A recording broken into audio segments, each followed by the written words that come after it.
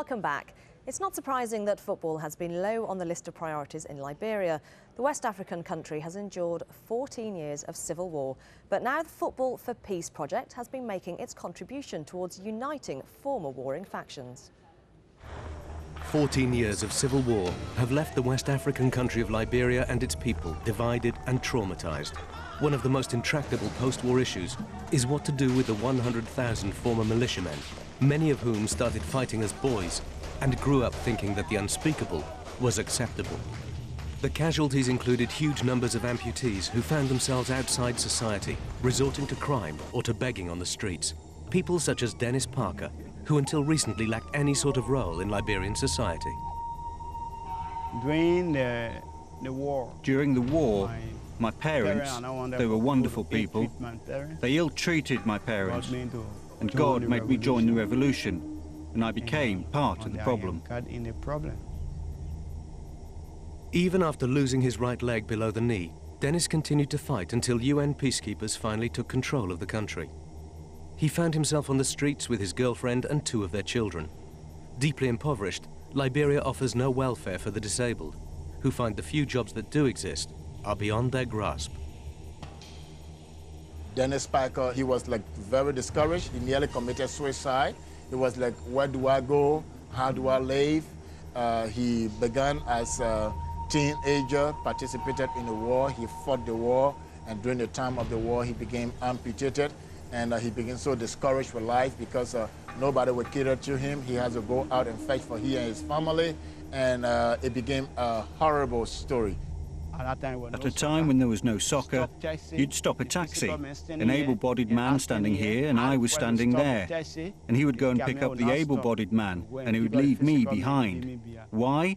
Because they would have that thing in their head that we are the ones who destroyed the country. We are the ones who killed the other persons, killed their parents. Most of them, after being amputated and the fact that they are former fighters, the community was not kind to them because the community see them as people that victimized them into the community.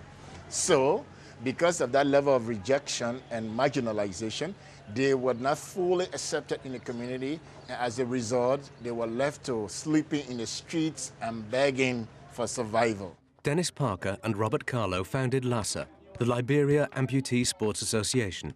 For Dennis and his fellow amputees, his life has been transformed. They now play international football for their country.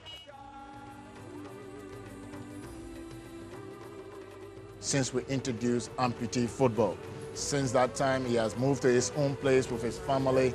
He comes to practice every day, and he's looking forward to a more meaningful life. For every condition, God put it there, and God knows the reasons why he put it there. For the past times, we've been suffering. But with soccer, I've done well. The community does not reject them like before, because whenever they play the game, the community go and see them, and they like the game. And people do not look at them anymore in a condescending way. People now accept them because they have something to contribute in the community as amputee footballers. And so they begin to appreciate them. That appreciation really can be translated into getting jobs for them, into their sense of belonging to the community. They don't feel anymore less important. Before, there was no respect for us. But soccer has made us well known. Walking on the streets now, people embrace us and tell us thank you. Amputee football has brought hope, and football, yes, can bring hope. The Liberian situation is a concrete example, like in the case of Dennis Parker and many other amputees. They now have hope. If I play against my opponent, if I hit him, I'll go and tell him sorry, and I'll pick him up. Because football is all about friendship. If you love your opponent will love you. Even if I play, I feel fine, because thousands of people are looking at me. Football has made me go to some places I've never been.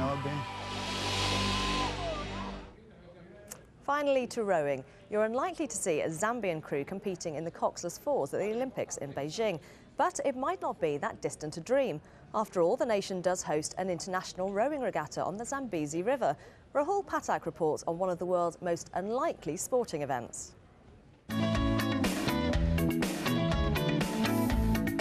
When you think of rowing, you probably think of the Henley Regatta, the Oxford-Cambridge boat race. You're probably not thinking of dodging the hippos and crocodiles. But those are just some of the unique challenges of the Livingstone International Regatta.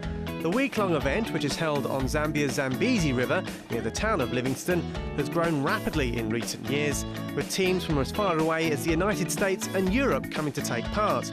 The 2007 regatta featured Oxford and Cambridge universities, crews representing South Africa and Zimbabwe, and Brown University from America making the trip to Southern Africa.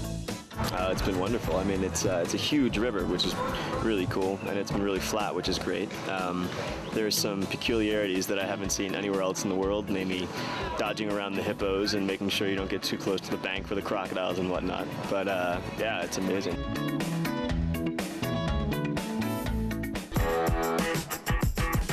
We're a bit different this year. When we first set the regatta up, we set it up with sort of Oxford and Cambridge as the key, because those were the two crews that had the worldwide recognition, and we pitted them against two other universities.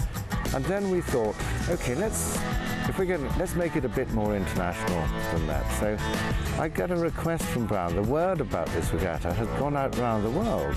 And I got a call from Christian Albert at Brown to say, could they come? And we managed to raise enough funding for them to come. In fact, this area has a history of rowing going back 100 years. The Zambezi Boat Club was formed back in 1907, so for the organisers, holding an international regatta seemed a logical next step. Racing at the Zambezi River is really good. Hippopotamus all around us. So we had a good race. There were some really, really excellent crews here, you know, world and Olympic champions. As well as the world beaters, the regatta is also about nurturing local talent. That's it. Zimbabwe were represented. I'll just let the wind blow you along a bit. Now, the Friends of Zimbabwe was a special thing, because here we are sitting on one side of the Zambezi with Zimbabwe on the other, and Zimbabwean rowers spread all over the world, all over the continent, everywhere. So we rounded up some international athletes, put together a fantastic crew that will do very, very well in this regatta. The Zimbabwean representatives may not have won a race, but the hope is that this will be a stepping stone and that local crews will be more competitive in future years. The Zambians did triumph in Makolo racing. The traditional hollowed-out boats are a common feature on the Zambezi. They also won the less heralded dinghy race. But while this may look like a bit of fun, the competitors take it incredibly seriously.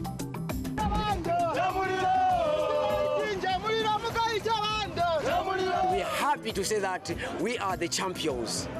Come next year, we should remain to say that we promise the Zambian government, the Zambian community, that we will remain the champions of international regatta. But for the organisers, the dream doesn't end there. There's so much history here, and I think it's important we do revive it. When I can find a Zambian crew in the eights, then we will have achieved the aim of making this fully international. But trying to convince these guys on the river who know it that well to row backwards without a wing mirror is going to be somewhat difficult, I think. They might take some convincing, but there's no doubting the talent, albeit raw, is all there. An African crew winning an Olympic gold medal? Maybe not as unlikely as it once seemed. Rahul Pathak, Al Jazeera. Don't forget to check out our website, aljazeera.net/English, where you can find all the latest sports news, watch any of our Sportsworld stories again, and do let us know what you think of the show. But that's it for this edition of Sportsworld. I'm Karthi Gnanasegaram. You're watching Al Jazeera.